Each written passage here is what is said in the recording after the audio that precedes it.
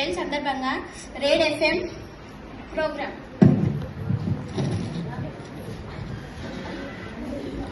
వినండి వినండి ఉల్లాసంగా ఉత్సాహంగా రేడ్ ఎఫ్ఎం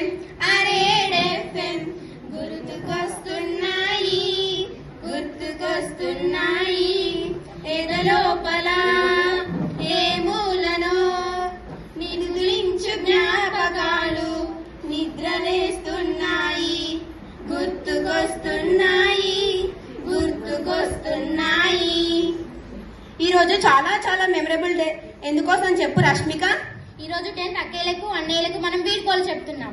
అవును కదా, ఇన్ని రోజులు మనల్ని ఆప్యాయంగా పిలిచి మనతో అన్ని విషయాలు పంచుకున్న అక్కయ్యలు అన్నయ్యలు వెళ్ళిపోతున్నందుకు నాకు చాలా చాలా బాధగా ఉంది రష్మిక. అవును, కానీ రేపు మన పరిస్థితి కూడా ఇంతే.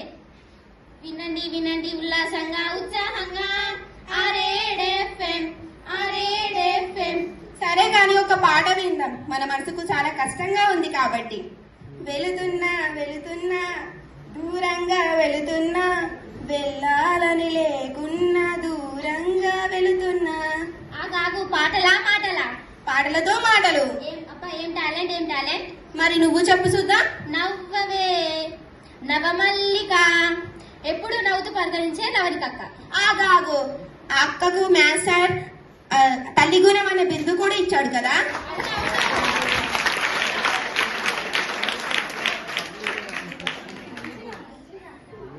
మ్యాథ్స్ సార్ అక్కకి తల్లిగుణం అనే బిరుదు కూడా ఇచ్చాడు కదా. అవునవును. మౌనంగానే ఎదగమని నందినక్క చెబుతుంది, ఎదిగిన కొద్ది ఒదగమని మమతక్క చెబుతుంది. అక్కల గురించేనా, అన్నల గురించి వద్దా? ఉంది. తులసి మొక్క లాంటి అంకితక్క తమ చదువుతో పాటు అల్లరిగా ఆదరించే నిస్సక్క కిరణ్ మే అక్కలు. రామచిలుక లాంటి పలుకులు పలికే శైలజక్క. అవునా, మా ఐశ్వర్యక్క ఏమైనా తక్కువనా? సింధుర పువ్వు లాంటి ఐశ్వర్యక్క సిగ్గులు ఒలికించే శ్రీజక్క. అక్కల గురించేనా, అన్నల గురించి వద్దా? చదువేరా జ్ఞాన నేత్రము, చక్కనైన బ్రతుకు సూత్రము అనే పుస్తకాల పురుగు ఎవరో తెలుసా రష్మిక? ఎవరు? సాయి చైతన్య. నమ్రతలోను నడవడికలోను మన చదువుల తల్లి మొద్దు బిడ్డ, మన పాఠశాల ఒకే ఒక్కడు, మన సాయి చందన్న. అవును, నీకు దేవుడంటే ఇష్టమా భవ్య? ఎందుకు రష్మిక? త్రిమూర్తులు అంటే ఎవరు భవ్య? బ్రహ్మ, విష్ణువు, శివుడు. మన పాఠశాలలో త్రిమూర్తి లాంటి వాళ్ళు ఉన్నారు తెలుసా?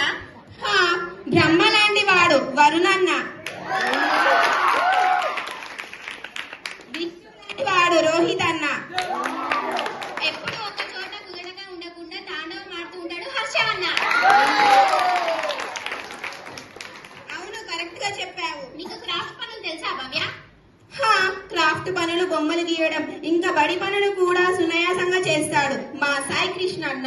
అతన్ని మించిన వాడు ఎవరు లేరు రష్మిక. అవునవును. వింటున్నారు కదా రేడ్ ఎఫ్ఎం. వినండి వినండి ఉల్లాసంగా ఉత్సాహంగా రేడ్ ఎఫ్ఎం. ఆగాగు, మేఘం తర్వాత వచ్చే వర్షం పేరు పెట్టుకున్నాడు మన వర్షిత్ అన్న. అలాగే 3 పేర్లు పెట్టుకొని ఎంతో నెమ్మదిగా ఉంటాడు రామరు తేజ్ అన్న. రష్మిక, బహు బాగా చెప్పావే. అంతా నా ఇష్టం ఎడా పెడా ఏది చేసినా అడిగేదెవరు నా ఇష్టం అని తిరిగేదెవరు భవ్య? ఇంకెవరు? మన ఈశ్వరన్న. మరి నిదానమే ప్రధానమని నెమ్మదిగా వచ్చి తన లోపలి అసలైన విషయాలను వివరించే జశ్వంత్ అన్న మనసు వెన్న.